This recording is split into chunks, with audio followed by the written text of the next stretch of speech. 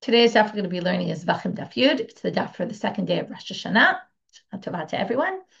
We're going to get started with the bottom of our daf, the bottom of the previous daf. So we started a sugya yesterday. We're going to read it again. It's all about, the first sugya we're going to learn is Machlok at Rabbi Yochanan Reish Lakish, about someone who, while they're slaughtering the korban with the right intent for the right korban, but has a thought that when they sprinkle the blood of that korban, they're going to do it for the intent of a different korban. Okay, so I'm slaughtering, let's say, an animal for a chatat, and I have a thought that when I sprinkle the blood, I'm going to sprinkle the blood of this animal for the purpose of a shlamim. So, שחטא לשמה לזרוק דמה שלו, לשמה רבי יוחנן אמר פסולה, ריש לקיש אמר כשרה. Rabbi Yochanan says it's disqualified. Reish Lakish says it's not disqualified. Right? Until now, we've been talking about where I slaughtered the chatat for the purpose of a shlamim or something like that. But what if I slaughter the sacrifice for the right reason, but with intent that a different part of the ritual I'm going to do for the wrong reason? I haven't done anything wrong, only in my thought. So remember, that's the whole basis of pigul. Pigul is, I think, while I'm doing the slaughtering, that I'm going to sprinkle the blood in the wrong time tomorrow, right? So I can mess up a pigul korban. That's how I'm mefagel a korban. I ruin the korban. I disqualify it by that thought. So Rabbi Yochanan Amar psula, because mechashvim avodah lavodah. Even though I haven't messed up this avodah, while I have intent during this avodah that I'm going to do a different of the rituals in the wrong way, I mess it up. And yofina mimachshev pigul, and that's learned out from pigul because that's the classic example. Rish Lakish Amar kshera. We don't say that. We don't learn this from pigul. Okay, pigul has its own laws. This is different. Pigul is a unique exception to the rule. We don't do this in general. So if I slaughtered it for the right reason, it doesn't matter what I was thinking about the blood, right? I slaughtered for the right korban. Doesn't matter that I was thinking that when I sprinkle the blood, I'm going to do this for the sake of a different korban. It's irrelevant. Now they're going to say, Az du l'tamayu. And here we go back to the sugya that we learned in Avodah Zarah. D'itmar, as it was said, Hashochet et habema, al minat lizrok dama lavodat kochavim, ulaktir chaba lavodat kochavim. I slaughter an animal. I do a perfectly normal action, slaughter the animal. However, while I'm slaughtering the animal, I have it in my head that I'm going to sprinkle the blood of this animal for the purposes of Avodah Zarah. Now, I haven't done it. I just have a thought. So, or lahaktir chaba, or I'm going to burn the fat for the sake of an idol. Rabbi Yochanan Amar Asura, because what does Rabbi Yochanan say? Same exact thing. So there is this concept of thinking, right? Your thoughts while you're doing one ritual action can, if you're thinking about a different action at the same time that you're going to do in the wrong way, right? That affects your action now, even though it's in thought alone. And you have to make one more jump here. Yalfinan chutz mipnim. Now, right, the two cases we were comparing before was slaughtering a sacrifice lishma and slaughtering a sacrifice that you're going to sprinkle the blood in the wrong time. Okay, but those are all happening pnim, inside, in the temple. This is something chutz. This is slaughtering an animal anywhere and for the intent of avodah zarah, which is something out external, not part having to do with the temple. So the fact that we can take laws that apply in the temple of pigul and apply them to avodah zarah is a further jump. That's yalfinan chutz mipnim. We learn from outside the temple, from inside. We learn about halachot outside the temple, from inside the temple. Rish Lakish Amar muteret. He says it's totally permitted. I saw this animal, so what if I thought I'm going to sprinkle the blood for the sake of an idol? I didn't do it. One thought while you're doing one action doesn't affect the fact that I thought while I'm doing this action that later I'm going to do a different action for the wrong, right, in a forbidden manner, that's irrelevant. And we don't learn from outside the temple to inside the temple. Now, so we have these two machlokot. Why do we need both machlokot? Theoretically, they're kind of one and the same because they both say mechashvim avodah lavodah and mechashvim. On the other hand, there's this chutz mipnim element which only exists in avodah zarah, and therefore the Gemara continues and says, if we only had one case, you would have said, okay, which case? The avodah zarah case. You would have said, Baha Amar Rish Lakish. That's what Rish Lakish says because we don't learn chutz mipnim. But maybe he would agree about the lishma case because it's an inside temple case, and therefore maybe we would learn it from pigul. The and in the same logic, we're going to go the opposite way, which is if you had specifically just the case of the inside the temple, you would say Bahakam Rabbi Yochanan. That's what Rabbi Yochanan says. We can learn from here to lishma. Aval ba'ahi, but maybe when it comes to avodah zarah, maybe he would agree with Reish Lakish that lo yafin chutz mipnim. We don't learn from avodah zarah from things that go inside the temple. So that's why you need to know that they actually argue in both cases. That's stage one. Stage one is to understand. Okay, we had a few stages already. One is what's the machloket. Number two, what's the basis of the machloket? Number three, where else do they have the same machloket? Number four, why do we need to say they argue in both cases? Why couldn't we have learned it otherwise?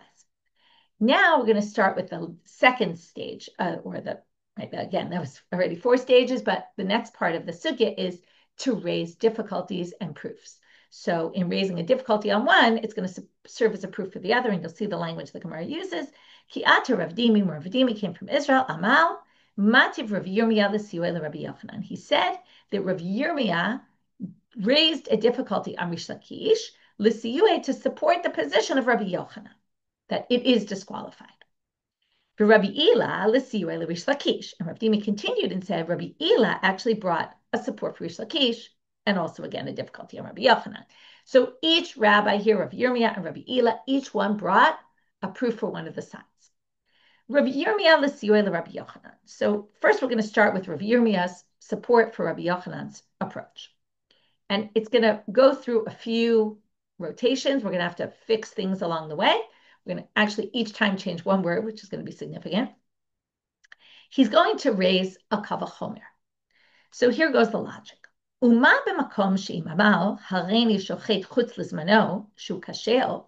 Okay, it all starts off with this premise that something about shchita, which is our slaughtering shelo lishma, okay, which is our case. But now we're going to talk about slaughtering. Okay, we're going to talk about slaughtering chutz lizmano shu kasher. We're going to start off with this case of slaughtering an animal with a thought that I'm going to be slaughtering in the wrong time. Now, is that a problem? No, of course not. Because when I'm slaughtering the animal, if I think, what does it mean the wrong time? There is no wrong time, really. Because what's the wrong time? The wrong time is once you slaughter it, the clock starts ticking and it all has to be done that day. But if I slaughter it, whenever I slaughter it, it's the right time by default.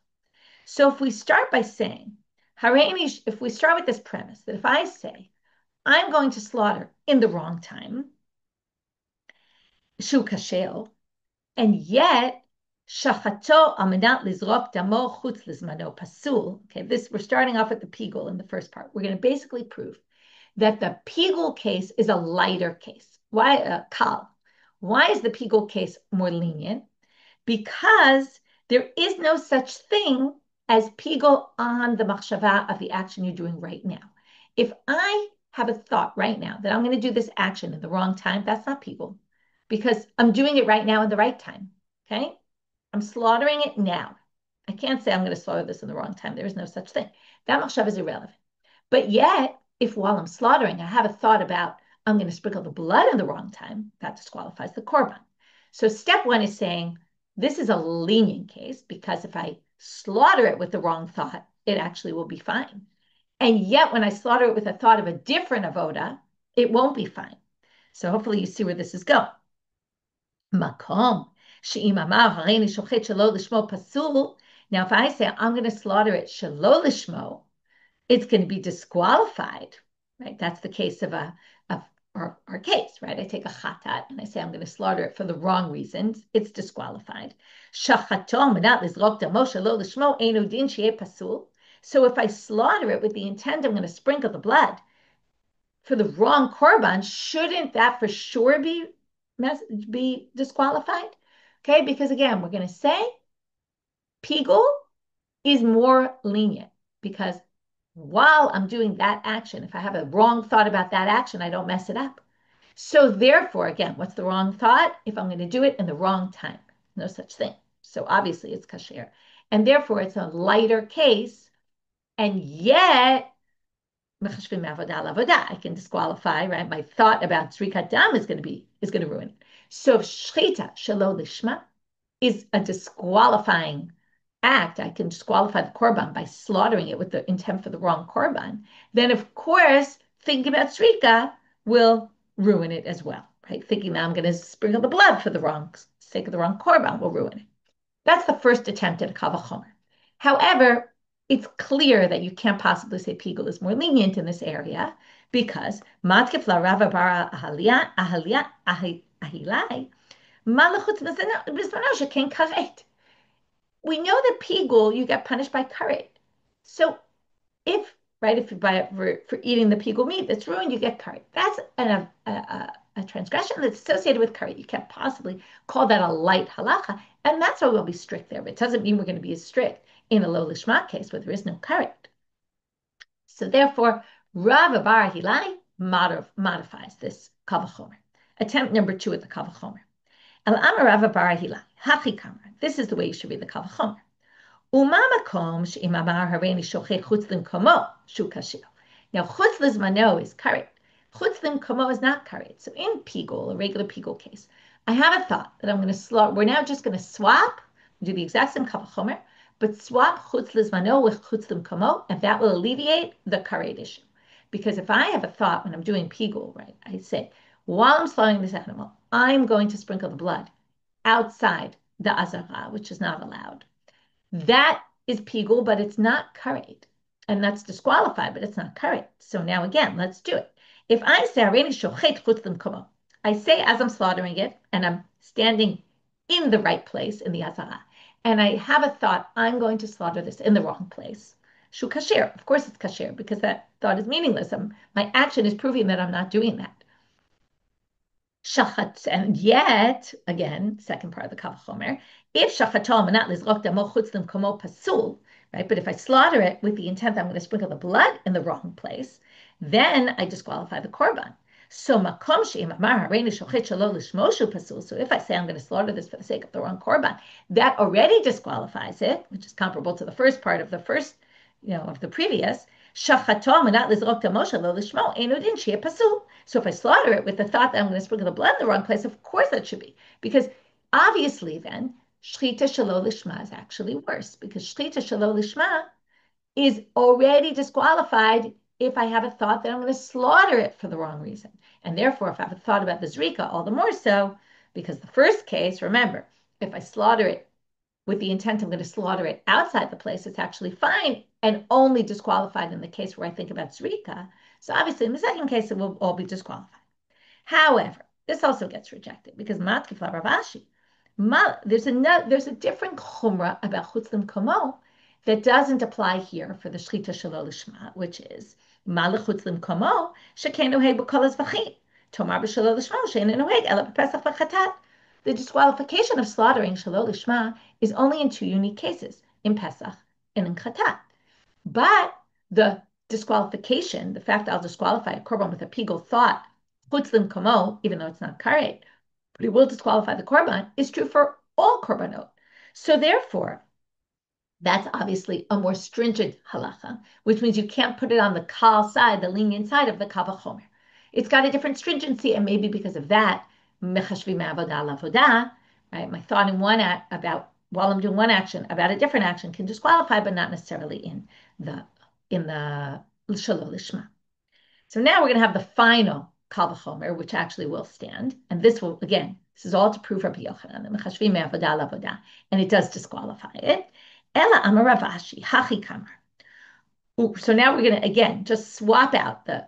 We started with chutz lizmano, we went to chutz limkomo, and now we're going to say a different one. Hachi kamar. Uma b'makom she'im amar hareini shochet l'shem ploni shu kasher. If I say I have a korban that's meant for me, but as I'm slaughtering it, I say I'm slaughtering it for the sake of somebody else. That actually doesn't disqualify the korban. Okay, so that's kasher. Rashi says, why is that kasher?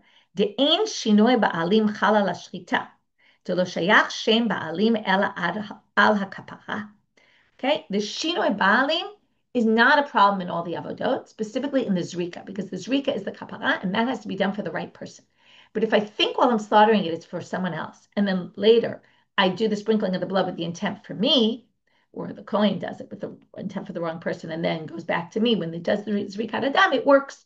So if I say Hareini shochet l'shem ploni, which is kasher, lizrok damo l'shem ploni pasul, but if, again, the thought is I'm going to slaughter it for so-and-so, but sprinkle the blood for somebody else, then, right, if the thought is about sprinkling the blood for somebody else, then I can disqualify it. So, right, if I'm thinking while I'm sprinkling the blood that I'm going to do it for somebody else, I disqualify it. So, makom shimamal hareini shochet shelo lishman shepasul shachato menat lizrok damam shelo lishman einu din shehei pasul. And there goes the kavachol. So basically, we're going to say because of the shinoi ba'alim, which doesn't apply for shchita, it's actually right. The shinoi ba'alim is fine when it comes to shchita, but a problem when it comes to zrika. Therefore, I'm just looking at one thing I want to see. Shimploni, lizrok damo. Right. I just wanted to make sure. So in the first case where we do this last case, but the first part, if I have a thought while I'm slaughtering that if I'm the Kohen and I think while I'm slaughtering it, I'm going to sprinkle the blood for the intent of the wrong person, that's shinoi ba'alim. So a thought during shchita about zrika ruins it, even though a thought during shchita about itself won't ruin it. So again, when I'm doing the shchita, shelo lishma, I can disqualify it at the moment of shchita, which wouldn't mess it up for shinoi ba'alim, but it would mess it up for that. So all the more so then, if I think while I'm doing shchita about zrika, shelo lishma, it should ruin it. And therefore, we've now proven for kal chomer, Rabbi Yochanan's reasoning. And again, against Reish Lakish. Rabbi Ila, l'siur Reish Lakish. Now, if you remember, Rabbi Dimi came and said, Rabbi Yirmiyah brought a difficulty on Reish Lakish, which supports Rabbi Yochanan, and Rabbi Ila brought difficulty on Rabbi Yochanan, which supports Reish Lakish. So now we're going to see Rabbi Ila. Lo tomar bezrika, v'tete mikavachomer mibinayim mishchita v'kabbalah.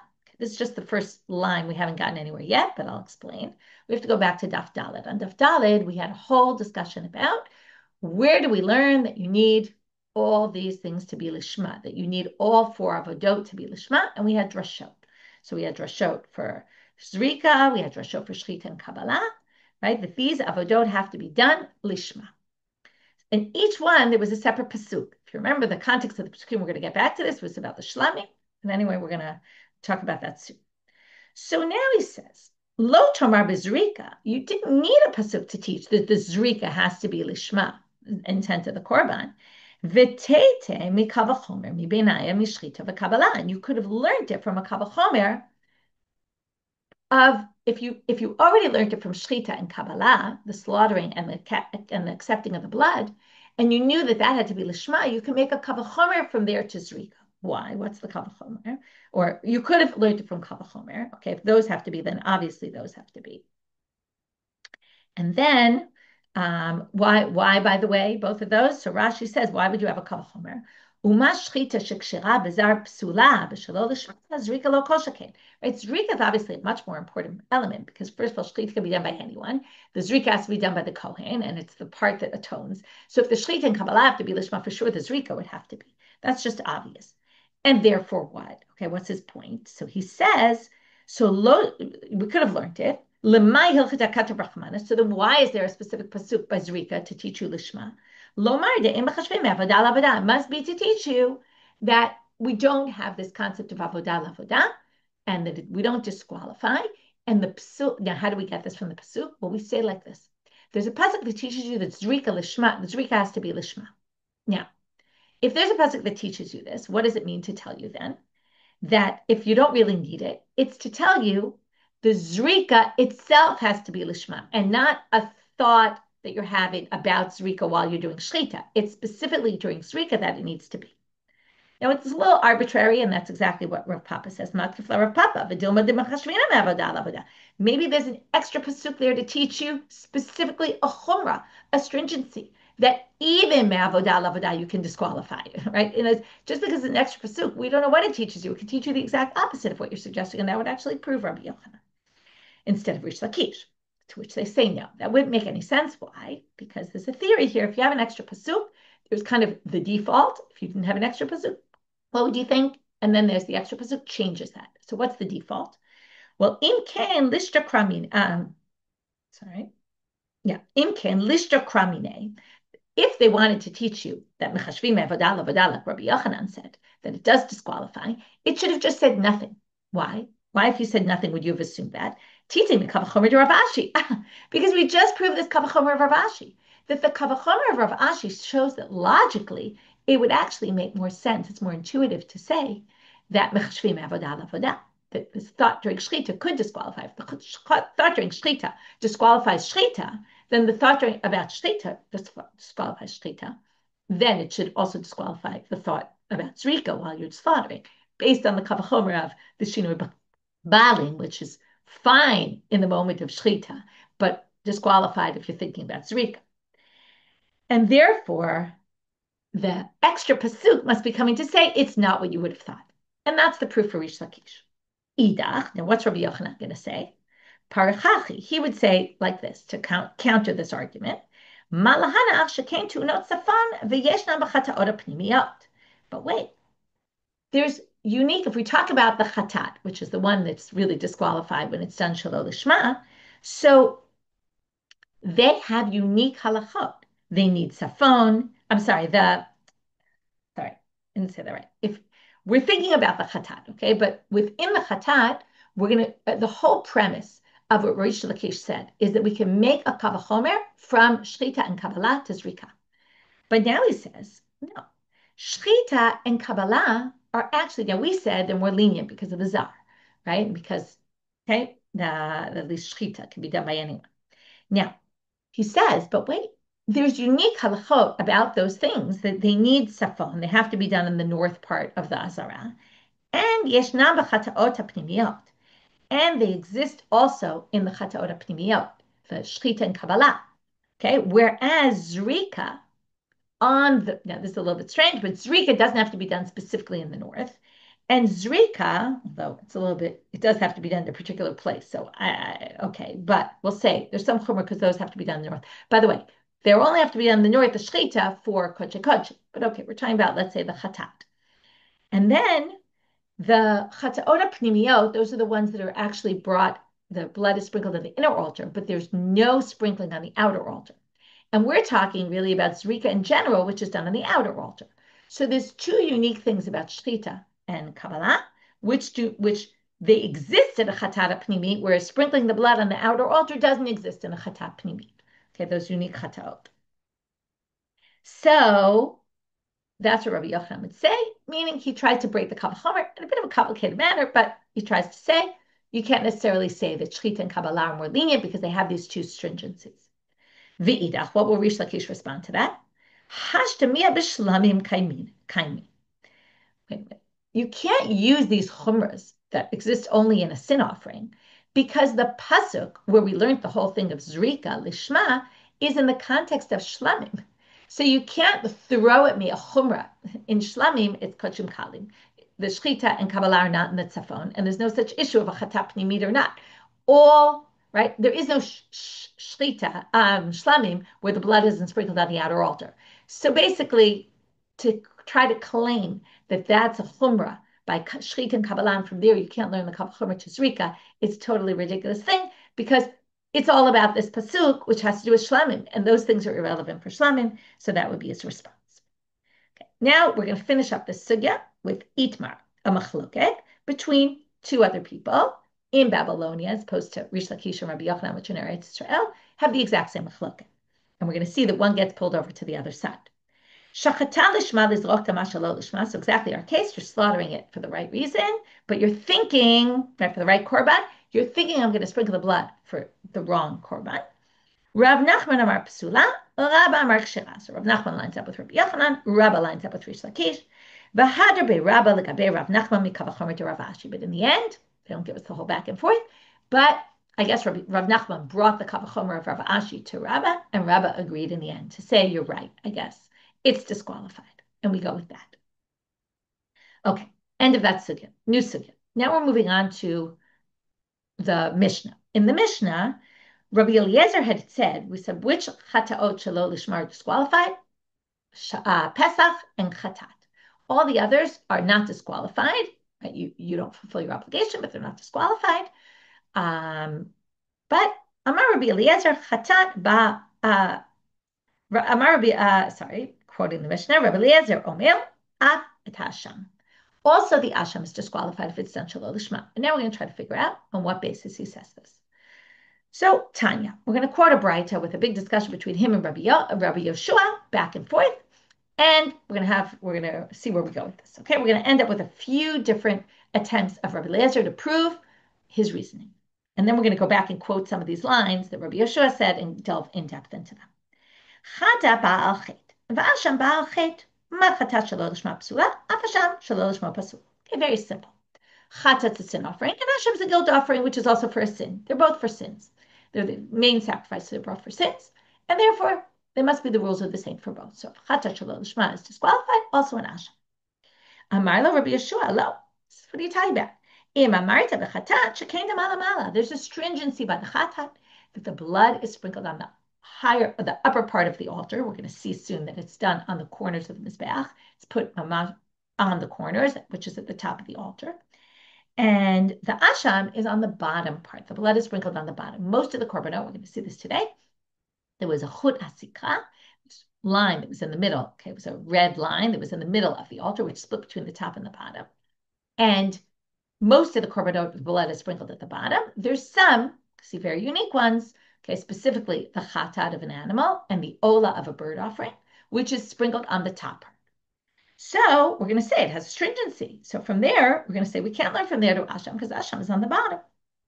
Okay, they assume that sprinkling it on the top is a chumrah, is a stringency, which is an assumption we're going to accept.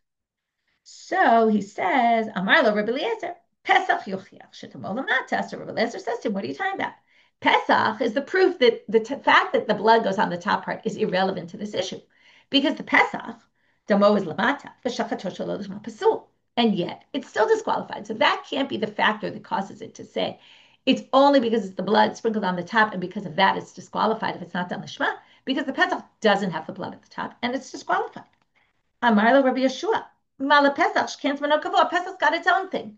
It has a specific time. It has to be done that day. The Chatat and the Asham don't have a specific time frame in which they have to be done. So that's got a different issue and because of that. So this one has the chudasik, the top part, and this one has the zmano kavua, and therefore, yeah, it can be. Hamar lo Rabbi Eliezer, Chatat tochiach. He says, what do you mean? It can't be that it's the time frame because Chatat doesn't have it, and it can't be it's the upper part of the altar because Pesach doesn't have it. Hamar lo Rabbi Yeshua, chozrani chalila. He says, we could keep going in circles here because you say it's that, and I'll tell you, but it's not because look at that one. That one doesn't have that, and then you'll tell me that, and I'll tell you that. We're just going to keep going around in circles here. So Rabbi Eliezer accepts. So Chazar Rabbi Eliezer v'dano dinachir. So he tries attempt number 2. Chata ne'amar bahi.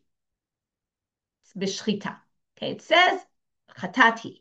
Okay, when it comes to shchita. Now, at the pasuk is, why doesn't it say? No, that's not it. Okay, they don't quote me the pasuk here. Okay, but there's a pasuk that says, he b'shchita. Sorry, I just want to find it. 1 second.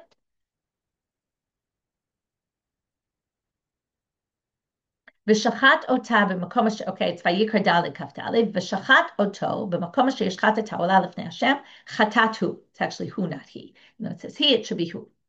So it says chatatu. Okay, when it talks about the shchita, you slaughter it here, chatatu. What do you learn from there? He lishma kshecha shelo lishma psula.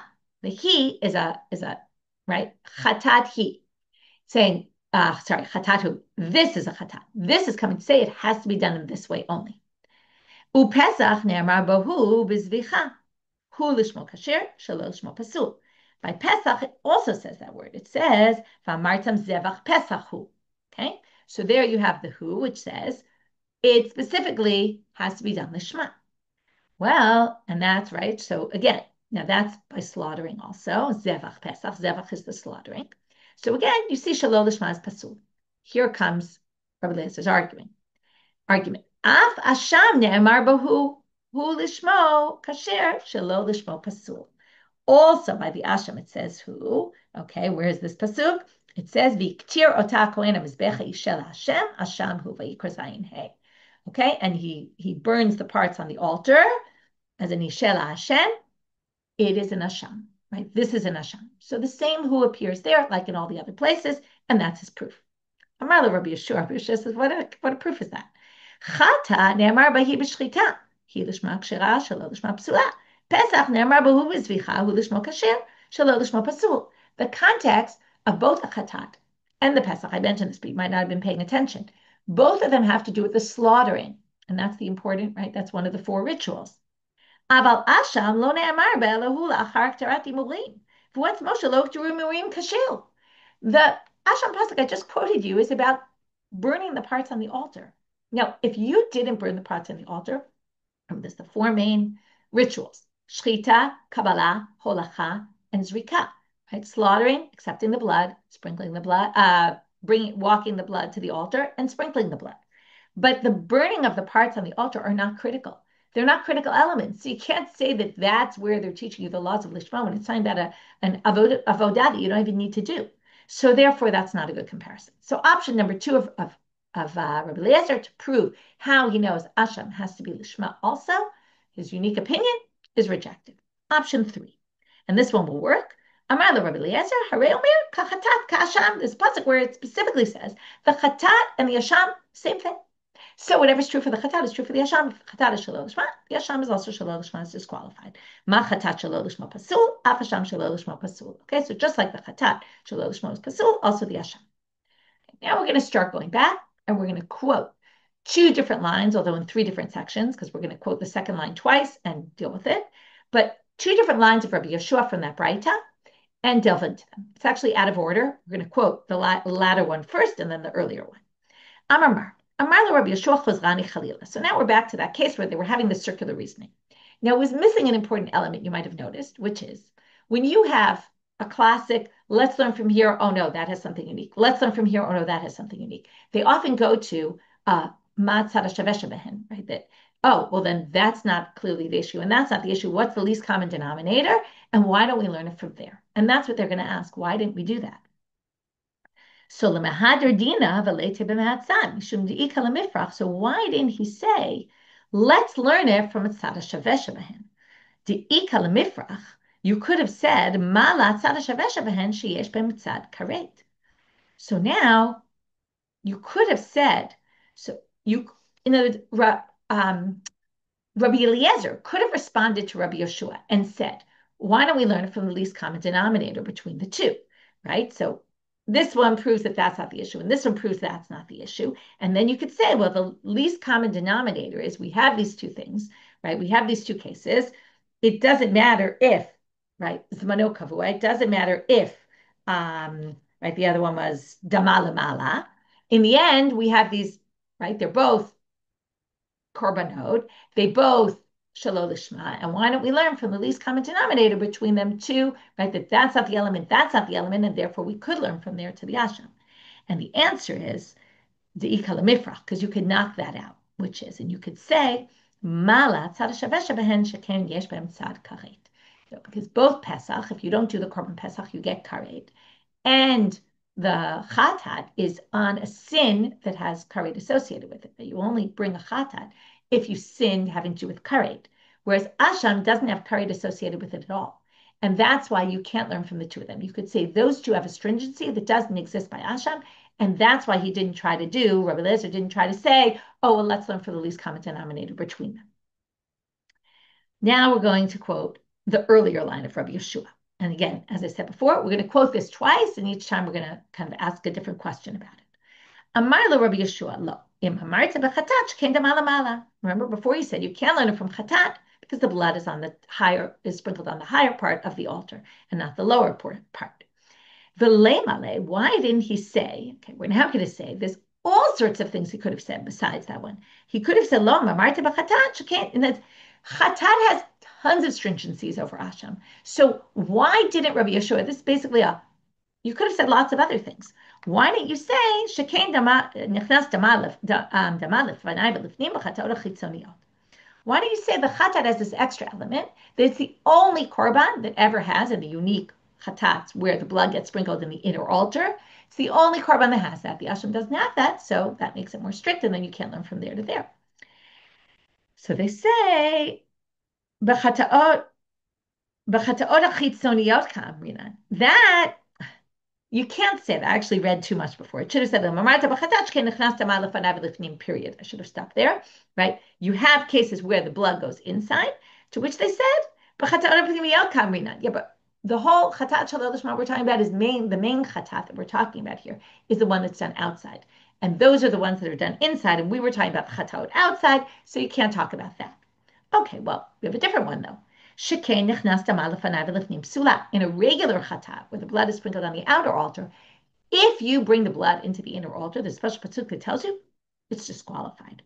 Okay, so that's a unique halacha. Okay, so it says in the pasuk of Vayikra. We're going to get to this at the very end of the daf today. V'chol chatat asher yuva midama. Sorry, I don't know the whole thing. Asher yuva midama elo moed lechaper b'kodesh lo teachel ba'esh chisaref. All chatats, they're supposed to be done outside, that you bring the blood inside, actually disqualifies the korban, and you can't use it. So you could say that's a chumrah that only exists by chatat.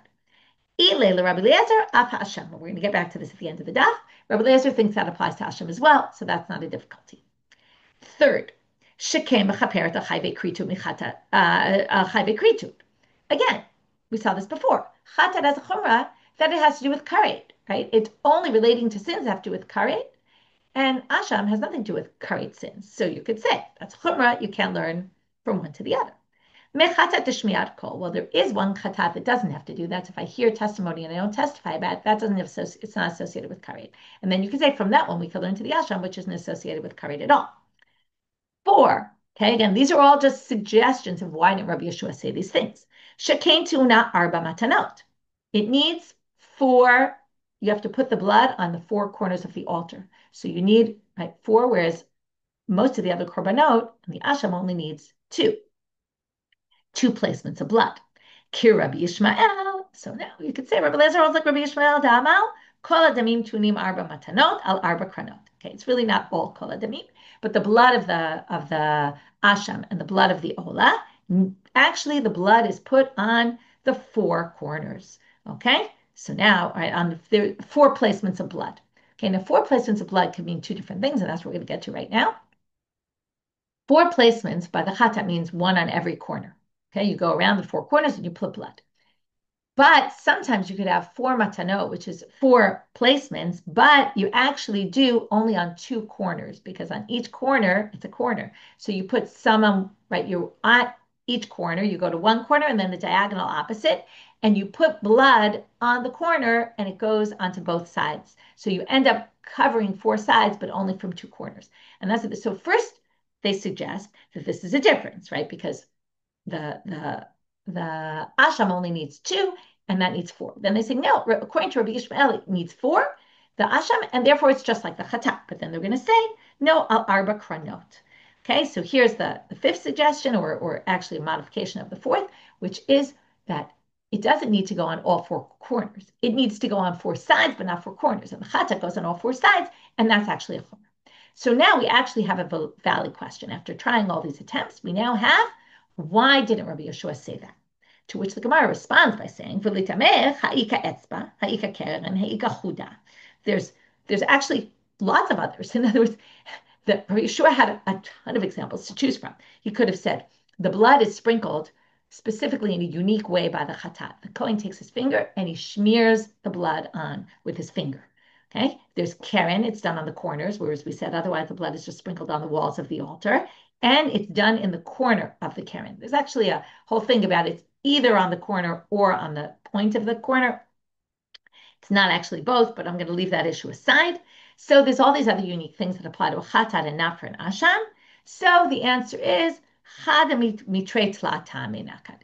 Yeshua could have said all these, but he decided to choose 1 out of 2 or 3 or more. Okay, yeah, there were a lot of things, but in the end, we ended up with, he has his 1, which is the blood is on the upper part, and he could have suggested a whole bunch of different things.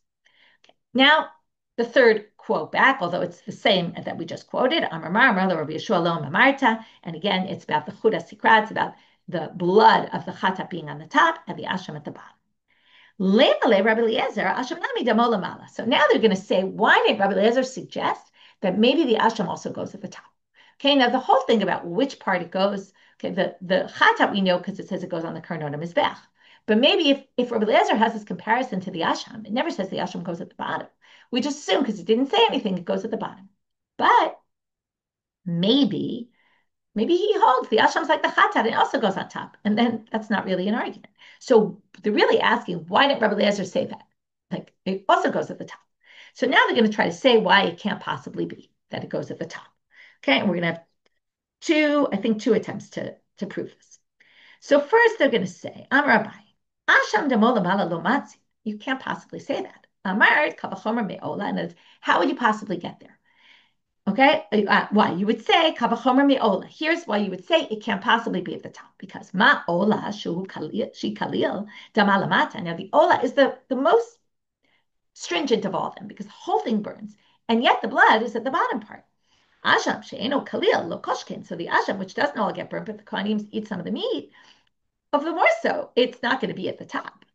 They say no, because mala ola she'ena mechaperet. No, there's a chomer by ola. That's not a good kaf chomer, because there's a chomer, by asham, which isn't by ola, which is that it atones for sins. The ola doesn't atone for sins. Chatar of tochiach. No, back and forth now. The chatar of will prove that that's not what makes it specifically strict, because the chatar of tochiach that the chatar ha'of is not for kapara, and it's done on the bottom part of the altar. So what do you see? Even the chatat ha'of is atoning, and it's at the bottom. So it's not the atonement that puts it at the top. So you can't say the asham's at the top for that reason. But they say mal chatat ha'of shkinena min zevach. No, the chatat ha'of cannot be a proof because that has a weakness. What's the weakness? It's not actually slaughtered. You do malika. That's a different kind. Birds don't get slaughtered. So the bird sin offering doesn't prove anything. So ola tochiach. So they say, but let's go back. Let's do what we did before, the least common denominator. Lo yizeh kirizeh, v'lo yizeh kirizeh. Hatzat, right? This is not like that. That is not like that. You take the chatat ha'of, the bird sin offering, and you take the ola together. You could say, what's the tzad ha'shaveh shebehen? Shein kodshe kodshim v'daman lamata, right? Both of them are high sanctified offerings, right? This one, this one doesn't have kapara, and this one does have kapara, and this one is slaughtered and that one's not slaughtered. So those all cancel each other out. And what are you left with? The least common denominator is they're kodshe kodshim v'daman lamata. Afani avi Hashem, she kodesh kodshim v'damo lamata. So then you would take the least common denominator and say, this proves why Rabbi Eliezer couldn't have said that the Asham is damo lamala, because you could learn it from the least common denominator of the Ola and the Chatat Ha'of, which are both at the bottom part of the altar. And from there, the Asham can't be. However, Amale Rava miParzakya leRavashi the Lifro Malat Tzad HaShaveh Sheben Shken Ein Lehem Kitzba Tomar Rasham Sheyesh Lo Kitzba. There's a chomer by Asham that doesn't exist by those two, and therefore you still could theoretically, Rabbi Eliezer could have suggested maybe the Asham's like the Chatat, and it's done on the upper part. And then we're back to our first question, which is then why didn't he suggest that? Because the Asham has a minimum amount. There's a certain minimum amount of kesef that the animal has to be bought with. The other korbanot that we just discussed don't have a minimum amount of money that needs to be spent on them. So, okay, back to square one. So second attempt. This is when it's talking about the Kohen who sprinkles the blood. From there they say, it's talking about the Kohen who's sprinkling the blood. From there they say, this blood is sprinkled in a unique manner. No other blood is sprinkled like that. Okay,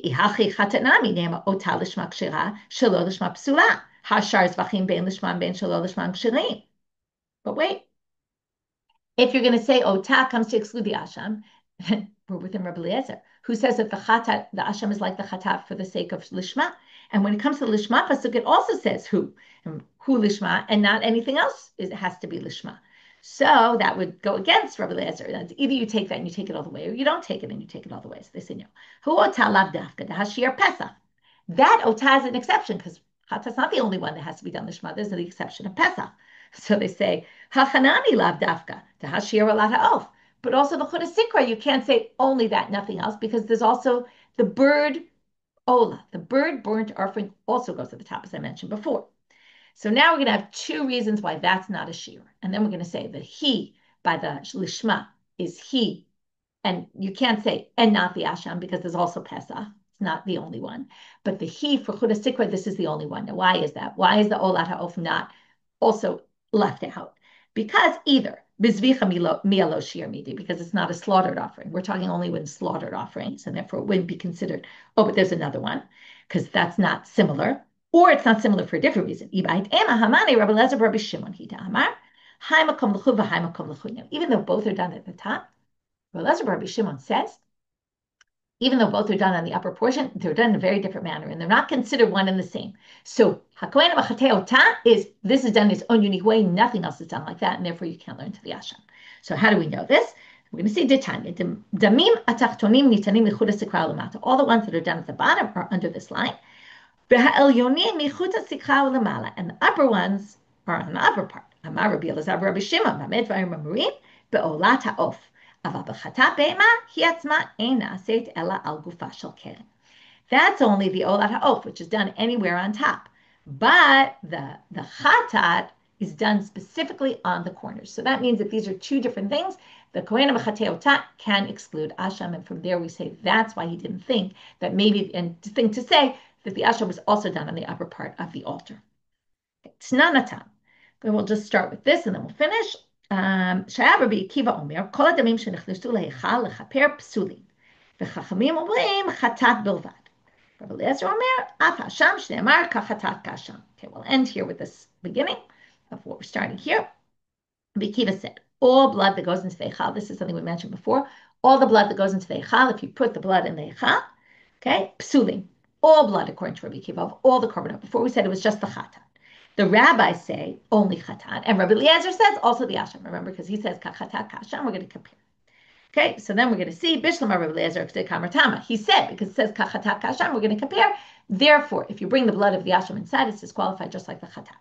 And then we're going to say Ela Rabbanan my taima. But why do the rabbis say? Okay, the question is really the first opinion says all korbanot. Where do they get it from? Because it says v'chol chatat. Kol means kol is an extra word. All chatats really mean all korbanot. And the question is why the rabbis say only chatat, and we're going to get back to that. Okay, so let's just review our daf. Bit of a long daf. I know it's a holiday daf. Sorry, it came out so long. But we started. The first part was this. We proved where they get it from. Their argument in the Avodah Zarah also. Then we had difficulties with or supports for each side. And from there, we got to this opinion of Rabbi Eliezer, who adds the Asham, and we had a whole bunch of attempts back and forth between him and Rabbi Yeshua for him to try to prove, how do I know Asham? In the end, we prove it from the Pasuk, Kachata Kasham. And then we go back and go to Rabbi Yeshua and some of the statements he made and try to understand them a little bit. We had three things to say about each one. Why didn't you say that? Why did Rabbi Eliezer respond that? Okay. And then ending with, why did Rabbi Eliezer suggest that the Asham also is the top part of the altar, which we proved how we know it's not. And from there, we got off on the side tangent about the blood that's brought in. If you bring blood that's not supposed to be brought inside, you bring it into the heichal, it's disqualified. Is it just chatat? Is it chatat asham? Or is it also all korbanot?